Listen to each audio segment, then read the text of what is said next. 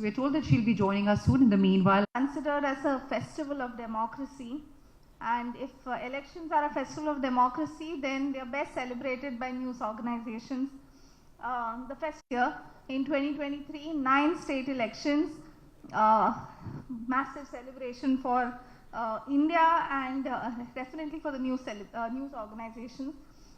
Whether we consider it as vital information or as entertainment, news is something that is being watched by young and old, by people across the country, and especially when it comes to elections, people are glued to the television, waiting to watch the fate of their aligned political party.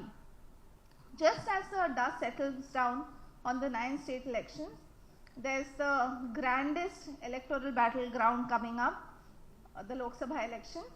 From the initial campaigning to the nail-biting counting day, news publications find themselves at the forefront of the elections, disseminating crucial information to an engaged and diverse audience. How do news organizations capitalize this? Manoj sir, would you like to start by telling us? Thank you very much for the opportunity, FX. And as the topic goes, the panel discussion which we have, election bonanza. So let me just put it this way, let me just take you a little back, how these elections started happening in India and where are we standing right now. So you'll understand the perspective of how it relates to the, the monies which is also coming to the broadcasters.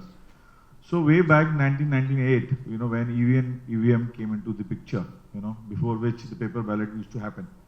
So why that also started, there's a long story. If I'll take another 10 minutes but I'll cut to the short.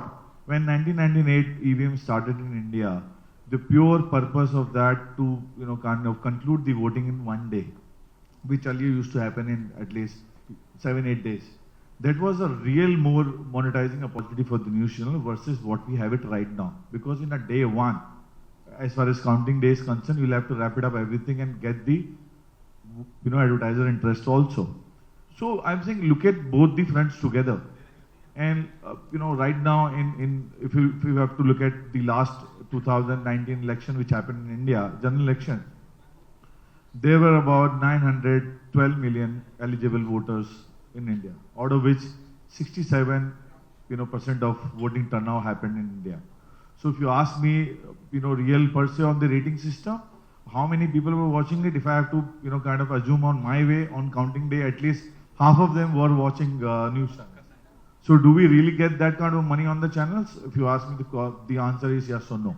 But yes, when election comes in, all the broadcasters put their neck into it and ensure that we get that money going on for the broadcaster. That's if I have to support. So just to add to it what Gaurav has said, any form of news that you are into right now, for anyone to kind of monetize those property during election, I call it as a Kumbh Mela, which comes every 5 years.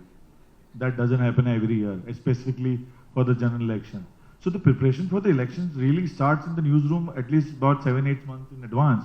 How you want to monetize, how you want to put that content, all of that brainstorming goes on a daily basis. Leave aside what sort of a form of news you are serving to the people.